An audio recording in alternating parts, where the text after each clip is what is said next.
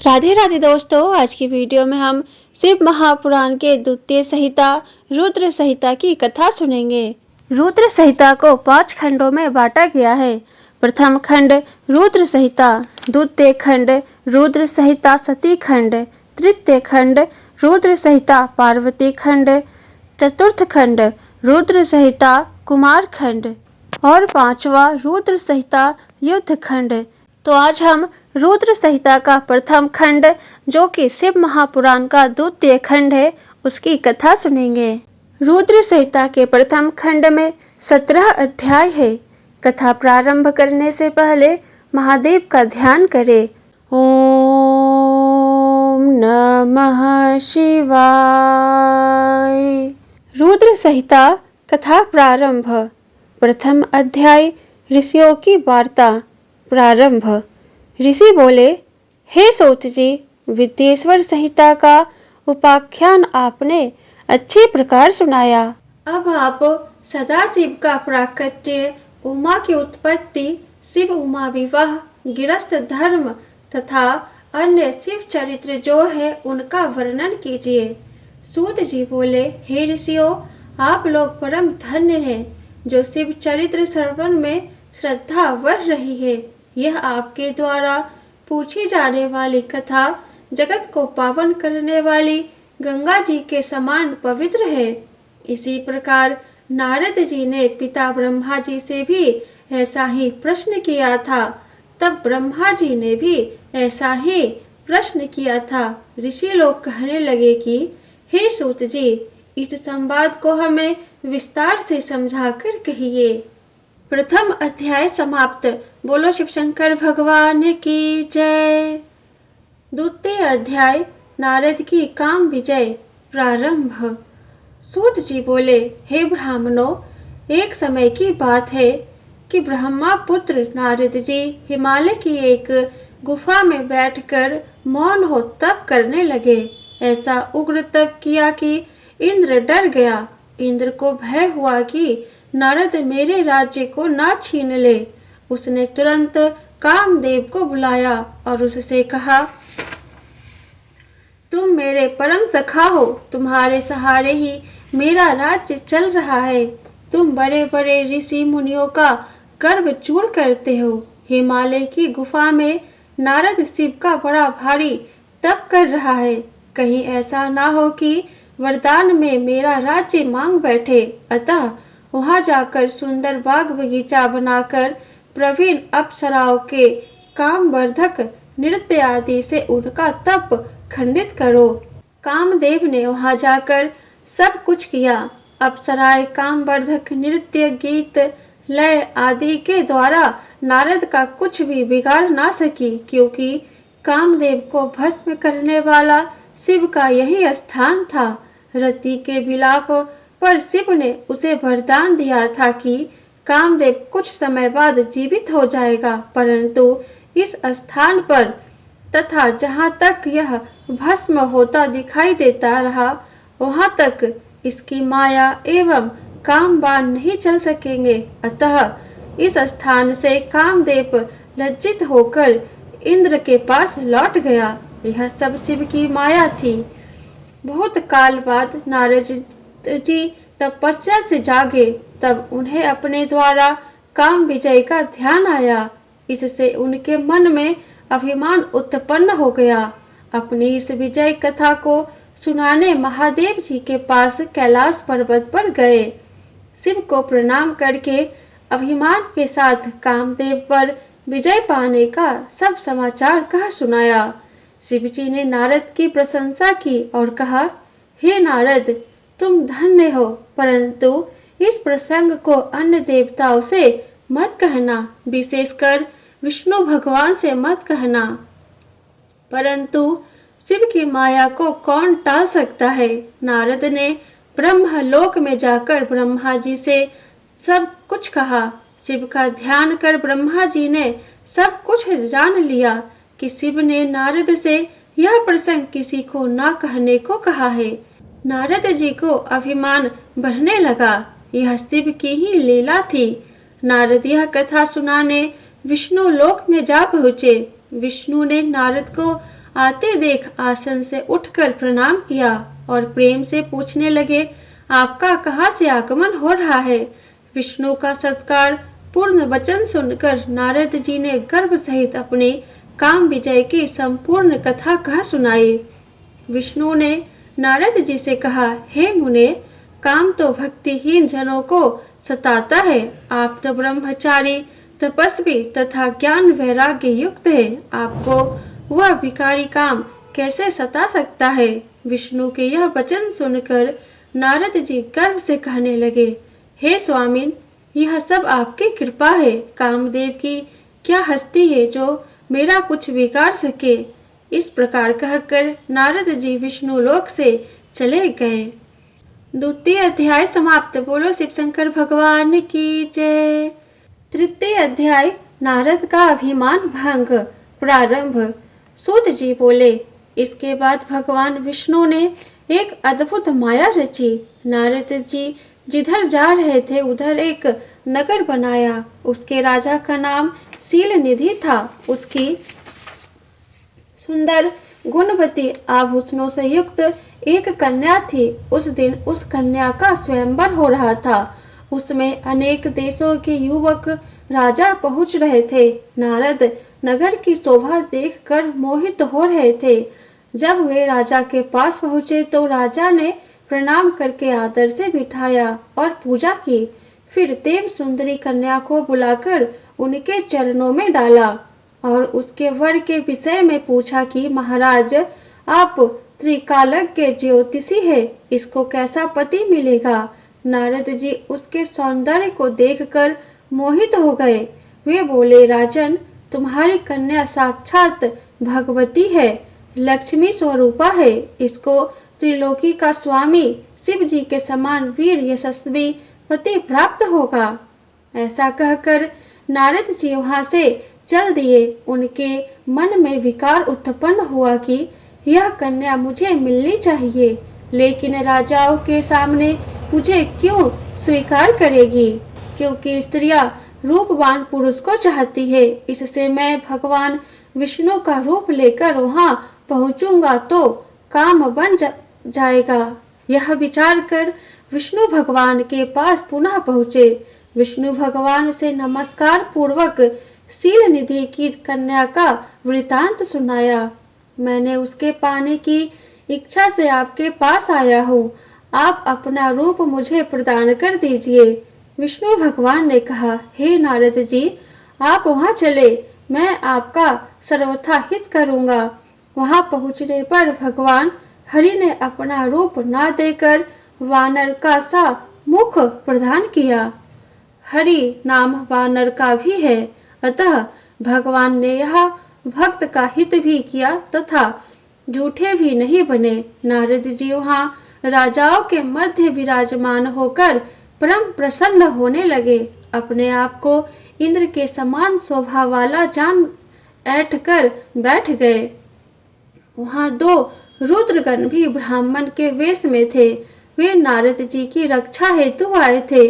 नारद जी का वानर का रूप केवल कन्या ने ही देखा था। इस भेद को रुद्रगण जान गए। वे उनकी हंसी करने लगे। जब कन्या स्वर्ण की जयमाला लेकर स्वयंवर में आई तो वह नारद को देखकर अत्यंत क्रोधित हुई। उसने उधर फिर कर भी नहीं देखा। वहां राजा के वेश में विष्णु भगवान उस कन्या को विवाह कर ले गए। रुद्रगणों ने नारद जी से कहा, आप काम मोहित हो। आप अपना मुख जो वानर का सा है उसे दर्पण में जाकर देखो। जब उन्होंने अपना मुख दर्पण में देखा तो क्रोध में भरकर पहले तो उन रुद्रगणों को श्राप दिया कि तुम दोनों ने मेरी हंसी उड़ाई है, अतः दोनों राक्षस हो जाओ। रुद्रगण श्राप धारण कर चुपचाप शिवलोक चले गए। नारद जी शिव माया को ना जानकर क्रोध पूर्वक जल में अपनी परछाई देखकर विष्णु जी के पास गए और विष्णु से क्रोध में भरकर बोले, अरे दुष्ट कपटी, अरे मलिन मन वाले, तुम दूसरे को सुखी होता देख ही नहीं सकते।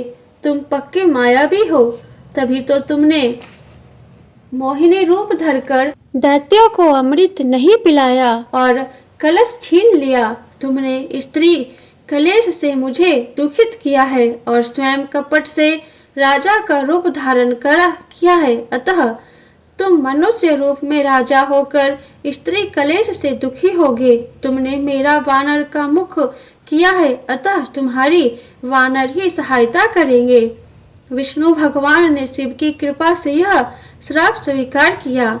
जब शिव जी की माया का पर्दा हटा तो विष्णु के साथ जो कन्या थी वह सदृश्य हो गई। विष्णु तथा नारद असली रूप में आ गए। जब नारद जी को ज्ञान हुआ तो पश्चाताप करने लगे और विष्णु भगवान के चरणों में गिरकर प्रणाम करने लगे तथा क्षमा प्रार्थना करने लगे। भगवान विष्णु ने प्रेम पूर्वक उठाकर गले से लगाया और बोले, हे नारद, तुम चिंता मत करो। तुमने अभिमान किया था, शिव आज्ञा का पालन नहीं किया था, यह उसी का फल है। हे नारद, यह सब शिव की इच्छा का फल है। अब तुम संशय छोड़कर शिव जी के 100 नामों का प्रेम पूर्वक पाठ करो, उससे सभी पाप नष्ट हो जाएंगे। तृतीय अध्याय समाप्त। बोलो शिव शंकर भगवान की जय। चतुर्थ अध्याय नारद के द्वारा ब्रह्मा जी से प्रश्न प्रारंभ। सूत जी बोले, विष्णु भगवान नारद जी को ऐसा कहकर अंतर ध्यान हो गए। तब नारद जी भी मृत्यु लोक में जाकर शिवलिंगों का दर्शन करने लगे। तब उन रुद्रगणों ने नारद जी को देखा और श्राप मुक्ति का उपाय पूछा। तब नारद जी ने कहा, हे रुद्रगणों, उस समय शिव की माया से मेरी बुद्धि भ्रष्ट हो चुकी थी। इस कारण मोहवश मैंने तुम्हें श्राप दे डाला था, परंतु अब अपने श्राप का उद्धार सुनो। तुम दोनों मुनि वीर्य से राक्षसी कुल में जन्म धारण करोगे। तुम्हारा बल प्रताप तथा वैभव महान होगा। तुम सदा शिव के भक्त बनोगे। कई वर्षों के बाद भगवान के अवतार लेने पर उनके द्वारा तुम मारे जाओगे, तब तुम्हारा उद्धार होगा। इसके बाद नारद जी शिव तीर्थों का भ्रमण करते हुए शीघ्र ही ब्रह्मलोक में पहुँचे। वहाँ ब्रह्मा को प्रणाम कर विष्णु स्वरूप को समझकर शिव की कृपा तथा प्रसन्नता के बारे में पूछा।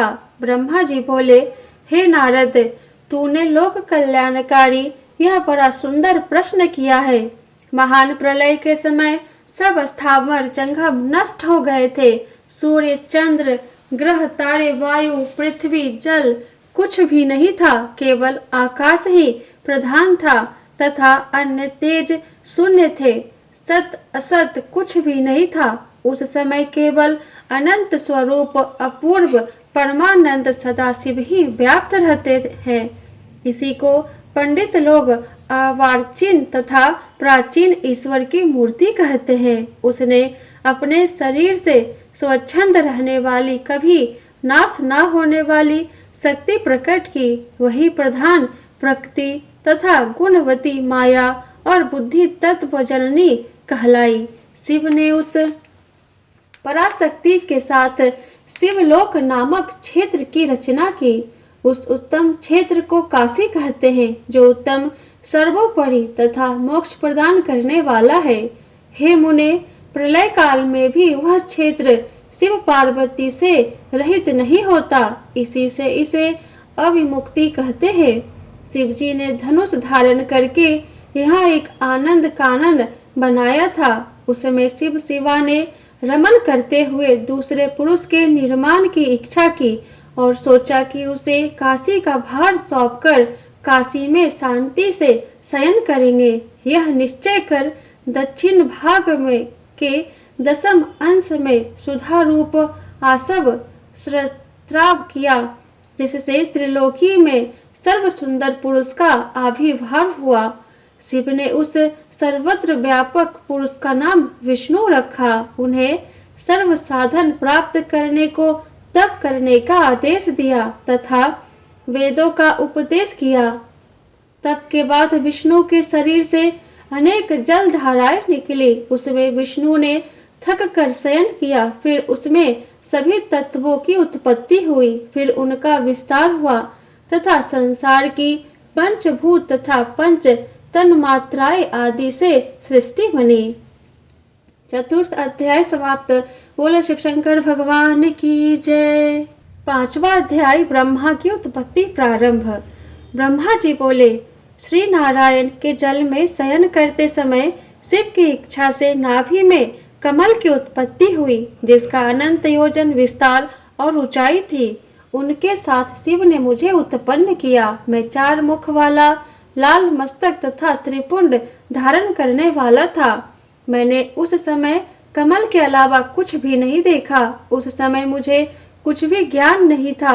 मैं अपने तथा अपने कर्ता के बारे में जानने की इच्छा करने लगा। बुद्धि प्राप्त होने पर कमल की नाल में नीचे को उतरा। एक एक नाल को पकड़ता हुआ 100 वर्ष तक नीचे चलता गया, परंतु कमल की जड़ का पता न चला। फिर नाल के मार्ग से बाहर आया तो कमल की कली मिली। उस समय तप करने की वाणी सुनाई दी। उसे सुनकर मैं तप करने लगा। 12 वर्ष तक कठिन तप करने पर 4 भुजाधारी मंगल रूप वाले सुंदर विष्णु जी प्रकट हुए। मैंने उनसे पूछा, तुम कौन हो? जगत का कर्ता ब्रह्मा अविनाशी तो मैं हूँ। विष्णु ने क्रोध में भरकर कहा, तुम्हारा कर्ता तो मैं हूँ। तुम मेरी नाभि से उत्पन्न मेरे अंश हो। यह चराचर जगत मुझ में स्थित है। तुम मेरी शरण में आओ, मैं तुम्हारी सब दुखों से रक्षा करूंगा। इस पर हम दोनों में भयानक युद्ध छिड़ गया तथा उस बीच एक लिंग प्रकट हुआ। हम दोनों ने उसे नमस्कार करके युद्ध बंद कर दिया तथा वास्तविक रूप में दर्शन कर उस लिंग रूप महादेव जी की स्तुति की। 5वां अध्याय समाप्त। बोलो शिव शंकर भगवान की जय। 6ठा अध्याय प्रणव व्याख्या प्रारंभ। ब्रह्मा जी बोले, उस समय आकाश में गंभीर वाणी में ओम ओम की ध्वनि हुई। विष्णु ने लिंग में भी ओम आदि अक्षरों को देखा। इस अग्नि सदृश लिंग की हम परीक्षा के लिए विचार करने लगे कि यह कहाँ से प्रकट हुआ है। तभी एक परम ऋषि का वहाँ आविर्भाव हुआ।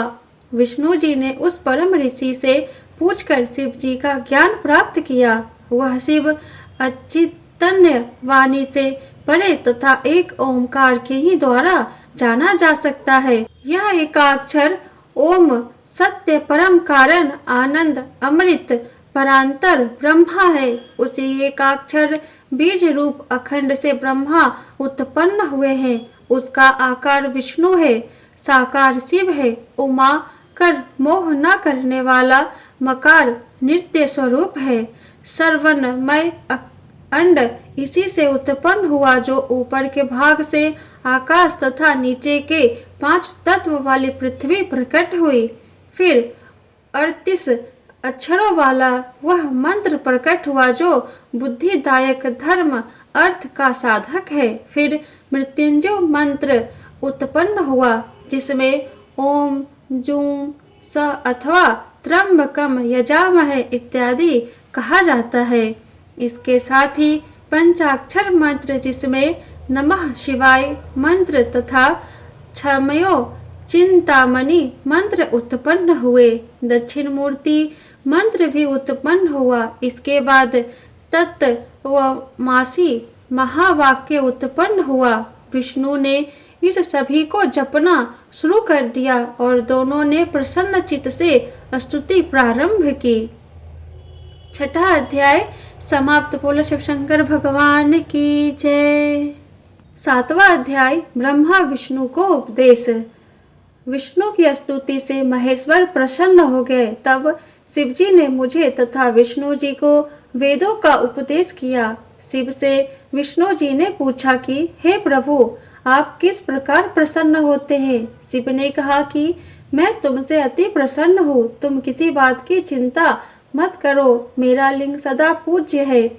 इसी पूजा से जैसे तुम्हारा दुख दूर हुआ है, उसी प्रकार दुखी प्राणी मुझे लिंग रूप में पूजकर अपना दुख दूर कर सकता है। मैं अनेक प्रकार के फलों और मनोरथों को देने वाला हूँ। तुम मेरी पार्थिव मूर्ति बनाकर पूजा करो। तुम्हारे अंग से मेरा अंग जो उत्पन्न होगा वह रुद्र कहलाएगा। उसमें तथा मुझ शिव में कोई भेद नहीं रहेगा। हे ब्राह्मण, तब तुम सृष्टि के कर्ता बनो। हरि सृष्टि के पालक बने। उमा रूपी प्रकृति की शक्ति सरस्वती ब्रह्मा की अर्धांगिनी बने तथा यही उमा रूप प्रकृति लक्ष्मी रूप से विष्णु की पत्नी बने। यही पराशक्ति कभी काली नाम से मेरे अंश से प्रकट होगी और कार्य सिद्धि के लिए ज्योति से प्रकट होगी। आपकी दोनों देवियां परम मंगलमयी कहलाएगी। इति 7वां अध्याय समाप्त। बोलो शिव शंकर भगवान की जय। 8वां अध्याय ब्रह्मा विष्णु और रुद्र की आयु प्रारंभ।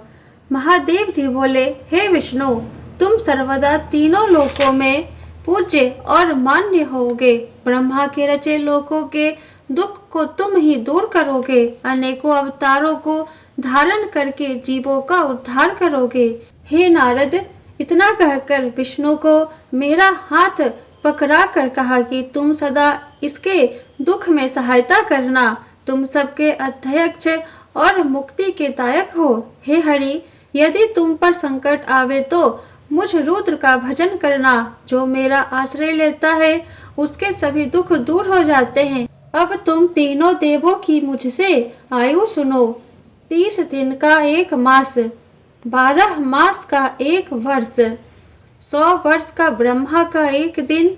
इस प्रकार वर्ष प्रमाण से ब्रह्मा की आयु 100 वर्ष है। विष्णु का 1 दिन ब्रह्मा के 1 वर्ष के बराबर है। उनकी आयु इसी प्रमाण से 100 वर्ष तक है। विष्णु का 1 वर्ष रुद्र के 1 दिन के बराबर तथा इसी से तुमसे वे भी 100 वर्ष की आयु वाले हैं। शिव का उत्थान तो अच्छे है। फिर शिव जी अपना वरद हस्त विष्णु जी के मस्तक पर रखकर अंतर ध्यान हो गए। तभी से लोक में लिंग की पूजा का प्रचलन हुआ है। 8वां अध्याय संपूर्ण। बोलो शिव शंकर भगवान की जय। 9वां अध्याय शिव पूजन प्रारंभ। ब्रह्मा जी बोले, हे नारद, तुम्हें लिंग पूजन को संक्षेप में कहता हूँ, सो ध्यान पूर्वक सुनो, क्योंकि विस्तार से तो सैकड़ों वर्षों में भी पूरा नहीं हो सकता। शिव जी की पूजा परम भक्ति से करनी चाहिए। प्रातः काल ब्रह्म मुहूर्त में उठकर गुरु और शिव जी का स्मरण करे तथा भगवान हरि का ध्यान करे। साथ में मेरा तथा भगवान हरि और देवताओं तथा मुनियों का भी ध्यान करे। शिव स्तोत्र का पाठ करे। फिर माला त्याग को जावे। दक्षिण दिशा में मल त्याग करना चाहिए। शुद्धि के लिए 5 बार हाथ धोए। बाएं हाथ को 10 बार तथा दोनों को मिलाकर 7 बार मिट्टी से मांजे। लिंग और गुदा से भी 1-1 बार मिट्टी लगाकर स्वच्छ करे। दोनों पैरों में 3-3 बार मिट्टी लगाकर फिर 3 बार हाथ साफ करे। वर्ण के अनुसार दातोन करे। छठ, अमावस, नवमी के व्रत के दिन, रविवार को तथा संध्या और श्राद्ध के समय दातोन न करे। तीर्थ में विधि पूर्वक स्नान करे। संध्या वंदना एकांत में करे। इसके बाद प्रथम गणेश जी का पूजन करके विधि से शिव जी का पूजन करे।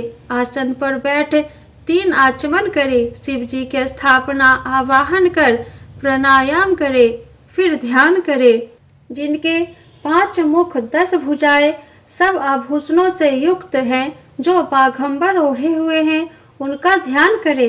प्रणव से षडग न्यास करे। फिर शिव जी पर वेद मंत्रों से सहस्त्र जलधारा चढ़ावे। शिव जी पर चंदन पुष्प आदि चढ़ावे। नाना प्रकार के वेद मंत्रों से शिव जी की स्तुति करे। नमस्कार करे। अर्घ्य देकर शिव जी के चरणों में पुष्प बिखेरे। प्रणाम करके शिव जी की आराधना करे। प्रार्थना के समय हाथ में पुष्प लेकर अंजलि बांधकर खड़ा हो जावे और इस प्रकार कहे, हे शंकर भगवान, मैंने ज्ञान से आपकी जो कुछ भी पूजा की है वह सफल होवे। आप प्रसन्न होइए। ऐसा कहकर शिव पर पुष्प बिखेरे। सवतिचित वाचन कर पुष्प आदि चढ़ावे, बढ़ी हुई सामग्री हटाकर प्रणाम करे, अघोर मंत्र से प्रार्थना करे और गले से शब्द करे बम महादेव। इति 9वां अध्याय समाप्त। बोलो शिव शंकर भगवान की जय। 10वां अध्याय देवताओं को उपदेश। प्रारंभ। ब्रह्मा जी बोले, हे नारद, मैं एक समय क्षीर सागर पर भगवान विष्णु की मुनियों के साथ स्तुति करने गया। स्तुति से प्रसन्न होकर विष्णु ने कहा, हे देवताओं, आप लोग यहाँ क्यों आए हो? तुम्हारा क्या कार्य है? तब मैंने कहा कि भगवान, दुखों को दूर करने वाली सेवा हम किसकी करें? हे ब्राह्मण, यह तो तुम पहले ही देख चुके हो और अब भी देखते हो, इसको क्या पूछते हो? भगवान शंकर ही सब दुखों के दूर करने वाले और परम सेव्य है। सुख चाहने वाले को कभी भी शिव जी की पूजा नहीं छोड़नी चाहिए। मनुष्य को सभी सुख तो शिव जी की पूजा से ही प्राप्त होते हैं। इसके साथ मुक्ति भी प्राप्त होती है।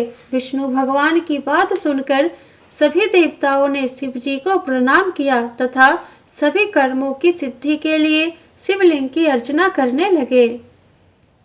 विष्णु भगवान की आज्ञा से विश्वकर्मा ने सभी देवताओं को पूजन के लिए शिवलिंग प्रदान किए। पद्म राग मणि का लिंग इंद्र को, सुवर्ण का कुबेर को, पीत मणि का धर्मराज को, श्याम वर्ण का वरुण को, नील मणि का विष्णु को, सुवर्णमय ब्रह्मा को, चांदी का विश्वदेव को और वसुओं को पीतल का दिया। अश्विनी कुमार को स्फटिक मणि का, लक्ष्मी को तांबे का, आदित्यों को मोती का, ब्रज चंद्रमा को तथा लिंग ब्राह्मणों को दिया। ब्राह्मणों की स्त्रियों को मिट्टी का लिंग, नागों को चंदन का, देवों को मक्खन का, योगियों को भस्म का, यक्षों को दधी का, छाया को मिट्टी का लिंग प्रदान किया। इस प्रकार सभी को जब लिंगों की प्राप्ति हो गई तब मैं विष्णु भगवान के वचनों को मानकर देवों सहित घर को लौट आया। सभी को लिंग की पूजा विधि बतलाई और उनको कहा कि जब तक ज्ञान ना हो जाए तब तक सभी देवतागण विधि पूर्वक लिंग की पूजा किया करे। इति 10वां अध्याय समाप्त। बोलो शिव शंकर भगवान की जय। 11वां अध्याय शिव पूजन विधि। ब्रह्मा जी बोले, अब मैं शिव जी की सर्व काम तथा सुखदायक उत्तम पूजा विधि को बतलाता हूँ, सो ध्यान से सुनो।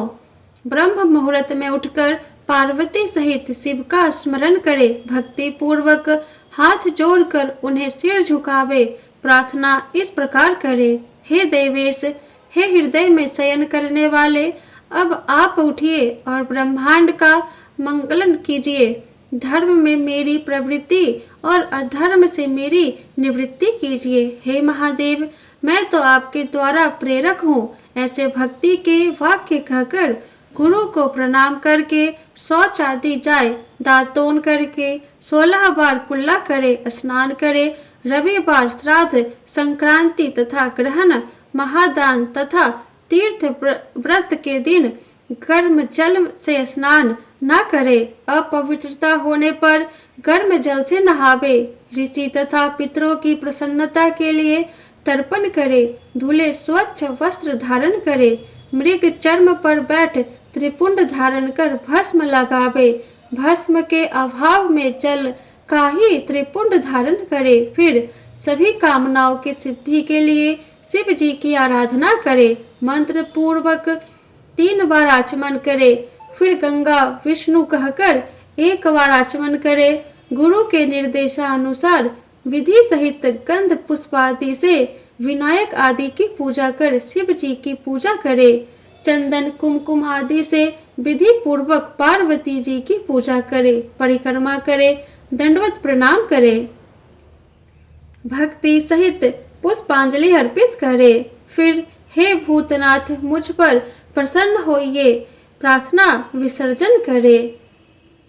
11वां अध्याय समाप्त। बोला शिव शंकर भगवान की जय। 12वां अध्याय पुष्पों के द्वारा शिव पूजन का फल। प्रारंभ। ब्रह्मा जी बोले, कमल पत्र, बेल पत्र, सतपत्र, साव पुष्प से पूजन करने पर लक्ष्मी की प्राप्ति होती है।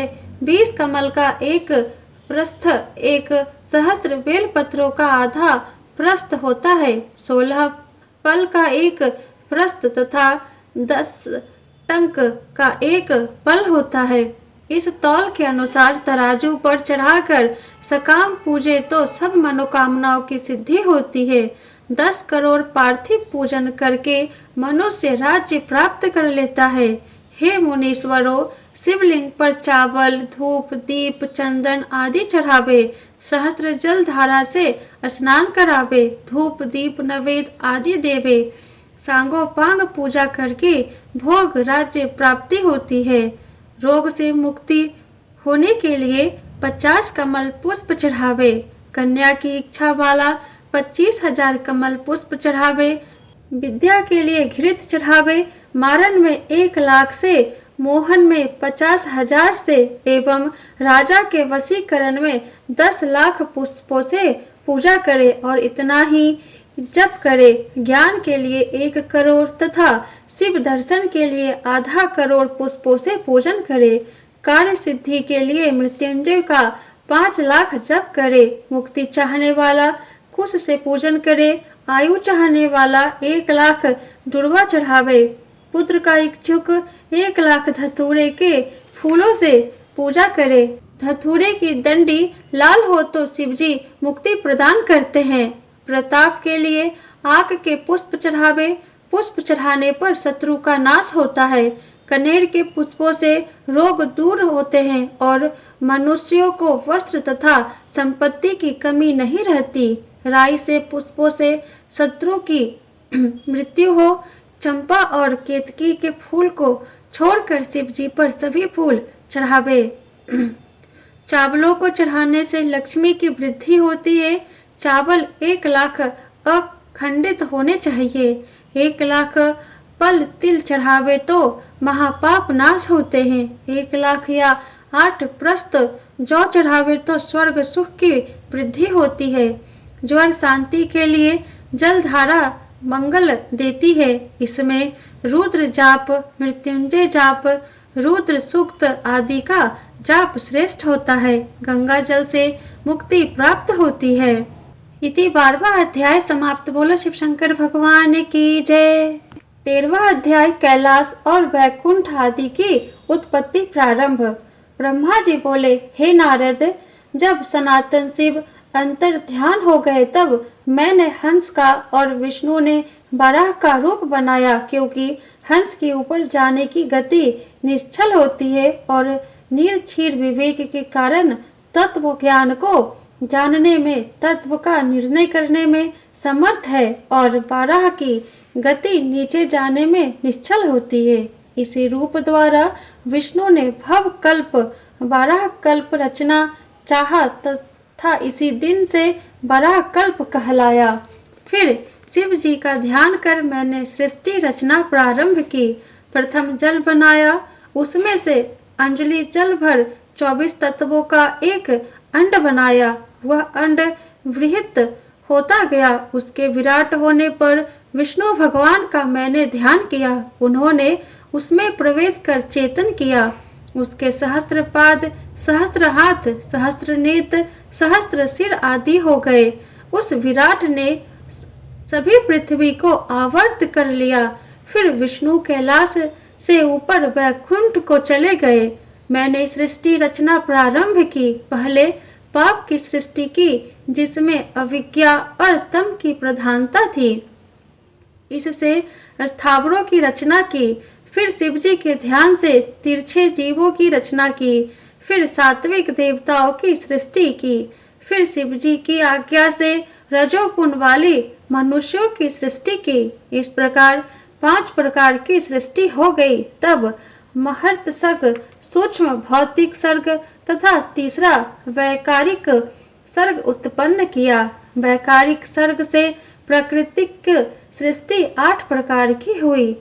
जब इसमें विकृति हुई तो नवा कुमार सर्ग उत्पन्न हुआ। फिर उपयोगी, द्विगा, उत्तमक सर्ग उत्पन्न हुआ, जिसमें सनकादिकों का महान कौमार सर्ग उत्पन्न हुआ। ये मेरे मानस पुत्र कहलाए। जब मैंने इन्हें सृष्टि रचने को कहा तो मेरे नेत्रों से आंसू टपकने लगे। विष्णु के कहने पर शिवजी का तप किया।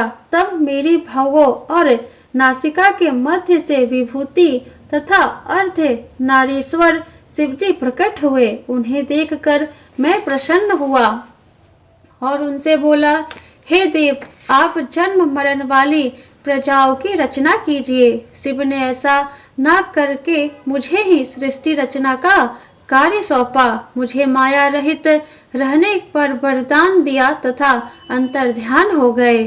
13वां अध्याय समाप्त। बोलो शिव शंकर भगवान की जय। 14वां अध्याय सृष्टि की उत्पत्ति प्रारंभ। ब्रह्मा जी बोले, इसके पश्चात सप्तादि पंचभूतों द्वारा पंचीकरण करके उनसे आकाश, वायु, अग्नि, जल और पृथ्वी, पर्वत, समुद्र, वृक्ष आदि और काल क्रम से युक्त पर्यंत सभी कलाओं की मैंने रचना की तथा सृष्टि के अन्य बहुत से पदार्थों को मैंने रचा, परंतु इससे मुझे संतोष नहीं हुआ। मैंने अम्बा सहित शिव जी का ध्यान कर अन्य सृष्टि के पदार्थों की रचना की। अपने नेत्रों से मरीचि ऋषि को, हृदय से भृगु को, सिर से अंगिरा को, कान से पुलह को, उदान से पुलस्तस्य को, समान से वशिष्ठ को, अपान से ऋतु को, वर्णों से अत्रि को, प्राण से दक्ष को, गोदी से नारद को, छाया से कर्दम ऋषि को उत्पन्न किया। तब मैं कृतार्थ हुआ। इसके बाद मैं 2 भागों में बटा, एक रूप में पुरुष तथा दूसरे आधे से नारी बना, जिसमें शतरूपा नाम वाले योगिनी तथा स्वयंभू मनु हुए। उस परम सुंदरी शतरूपा को ग्रहण कर मनु ने मैथुनी सृष्टि विवाह द्वारा उत्पन्न की। उससे उनके प्रियव्रत तथा उत्तानपाद 2 पुत्र हुए तथा आकुति, देवहूति तथा प्रसूति नामक 3 कन्याएं उत्पन्न हुई। आकृति को रुचि नामक मुनि को दिया तथा देवहूति को कंदर्प प्रजापति को दिया तथा प्रसूति को दक्ष के लिए विवाह किया, जिनकी संतानों से चराचर जगत भर गया। रुचि द्वारा आकृति में यज्ञ हुआ। यज्ञ के 12 पुत्र हुए जो दक्षिणा ने जन्मे थे। देवहूति के कर्दर्म के द्वारा बहुत सी संतान हुई। दक्ष के 24 कन्याएं हुई। ये कन्याएं क्रमशः भृगु, भव, मरीचि, अंगिरा आदि ऋषियों को ब्याह दी गई, जिनसे असंख्य सृष्टि हुई। सदाशिव ने त्रिशूल के अग्रभाग से सती की रक्षा की, जिन्हें सर्वव्यापी विष्णु ने अपने प्रभाव से निर्माण किया था। फिर वही लोक कल्याण के लिए दक्ष के यहाँ प्रकट हुए। सती के परा, अपरा और शिवा ये 3 रूप है। सती रूप से शंकर जी के साथ ब्याह हुआ। फिर पिता के यज्ञ में शरीर त्याग कर दूसरे जन्म में पार्वती हुई और शंकर जी को पुनः प्राप्त हुई। उनके कालिका, चंडिका, भद्रा, चामुंडा, जया, विजया, जयंती, भद्रकाली, दुर्गा, भगवती, कामाख्या, कामदा, अम्ब, मृडानी, सर्वमंगला आदि नाम मुक्ति दायक है। इस प्रकार हे मुनि सत्तम, मैंने तुम्हें सृष्टि रचना को कहा, जो शिव की आज्ञा से मैंने रची है। 14वां अध्याय समाप्त। बोलो शिव शंकर भगवान की जय। 15वां अध्याय पापी गुण निधि की कथा प्रारंभ। ब्रह्मा जी बोले, हे नारद, जिस प्रकार शिव जी कैलाश पर गए तथा कुबेर से जैसे मित्रता हुई वह प्रसंग सुनो। काम्पिल्य नगर में एक यज्ञदत्त नामक ब्राह्मण रहता था, जो विद्या में बड़ा पारंगत था। उसके गुण निधि नामक एक पुत्र था। उसकी उम्र 8 वर्ष की थी। उसका यज्ञोपवीत संस्कार भी हो गया था। वह अनेक विद्याओं का ज्ञाता भी हो गया था, परंतु पिता से छिपकर वह जुआ, खेल कूद और गाने बजाने वालों का साथी हो गया। माता के कहने पर भी पिता के पास नहीं जाता था। पिता दीक्षा या यज्ञ आदि से निवृत्त होकर लौटने पर पत्नी से पूछता कि गुण निधि कहाँ गया, तो माता एक पुत्र होने के कारण पति को ठग लेती, कहती कि कहीं अभी अभी चला गया है, शायद पूजा स्नान या देवताओं के लिए पुष्प आदि लेने गया है। माता नित्य पुत्र को समझाती, परंतु वह नहीं माना। एक दिन पिता की अंगूठी ही चुरा कर ले गया। पिता ने एक जुआरी के हाथ में उसे देख लिया। पूछने पर ज्ञात हुआ कि यह तो गुण निधि ने लाकर दी है। यही नहीं, उसने और भी धन लाकर जुआरियों को दिया है। आश्चर्य है कि तुम जैसे पंडित अपने पुत्र को जान नहीं पाए। पंडित का सिर लज्जा से नीचे झुक गया। वह लज्जा के मारे सिर मुंह को वस्त्र से ढक कर घर आया। पत्नी से क्रोध में बोला कि हे धूर्त पत्नी, तेरा पुत्र गुण निधि कहाँ गया है और मेरी वह अंगूठी कहाँ है। पत्नी ने कहा, मुझे इस समय याद नहीं, कहीं रख कर भूल गई हूँ। यज्ञदत्त क्रोध करके बोला, सत्य है, हे उस पुत्र को जन्म देने वाली, तू बड़ी असत्यवादिनी है। मैं जब जब पूछता कि पुत्र कहाँ है तो तू झूठ बोलकर बहला देती थी। अन्य वस्तुएं भी घर में देखने पर गायब थी। पुत्र के बिगड़ने में माता का दोष देखकर उस ब्राह्मण ने जल लेकर दोनों को तिलांजलि दे दी तथा किसी अन्य श्रोत्रिय ब्राह्मण कन्या से दूसरा विवाह कर लिया। ब्रह्मा बोले, हे नारद, जब यह समाचार ब्राह्मण के पुत्र को मिला तो वह गृह त्याग कर कहीं दूर अपने भविष्य के बारे में सोचने लगा। कभी माता की ममता का तथा कभी पिता की धर्म ज्ञता का स्मरण करके अपनी मूर्खता पर पश्चातापा करने लगा।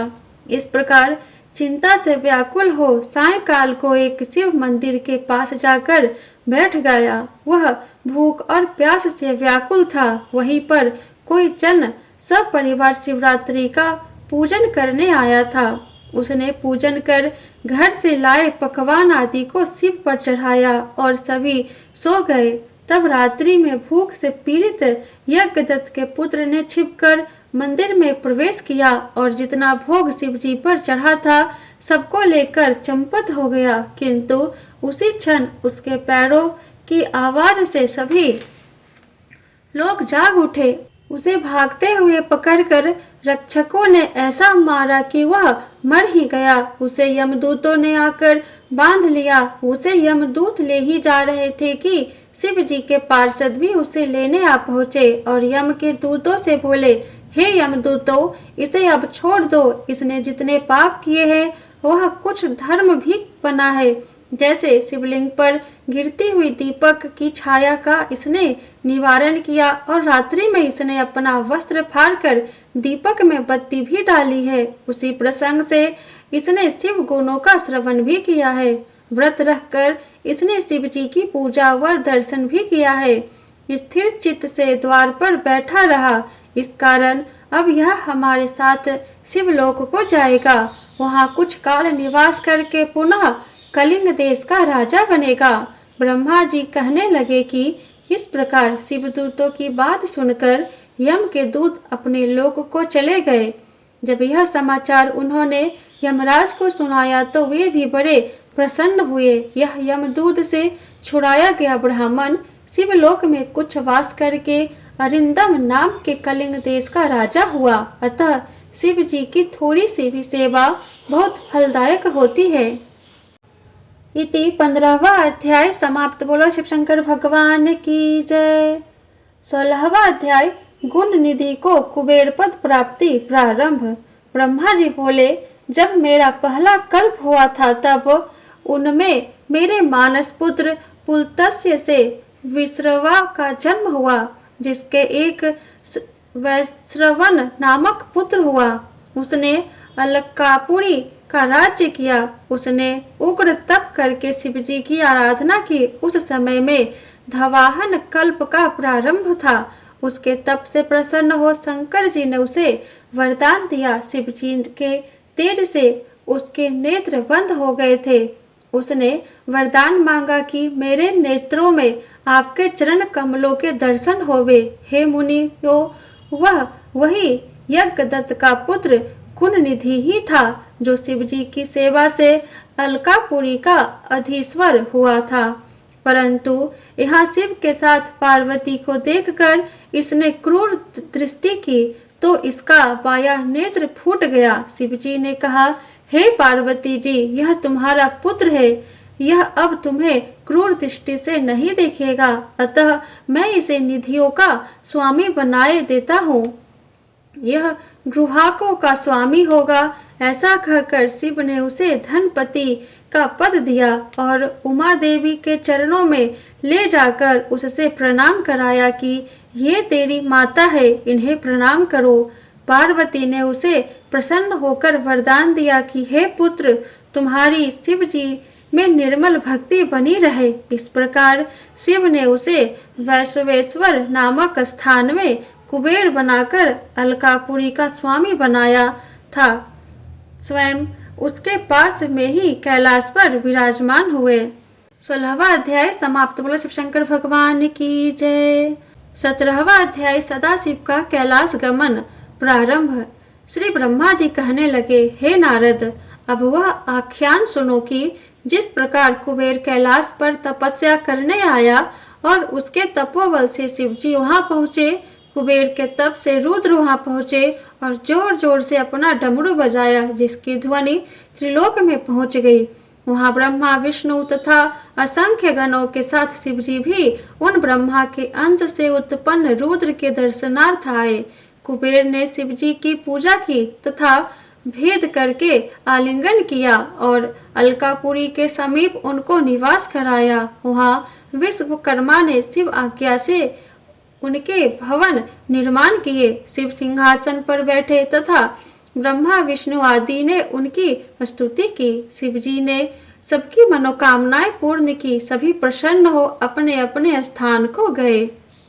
इति रुद्र संहिता शिव महापुराण कथा द्वितीय खंड समाप्त। बोलो शिव शंकर भगवान की जय। शिव गौरी गणेश कार्तिकेय की जय।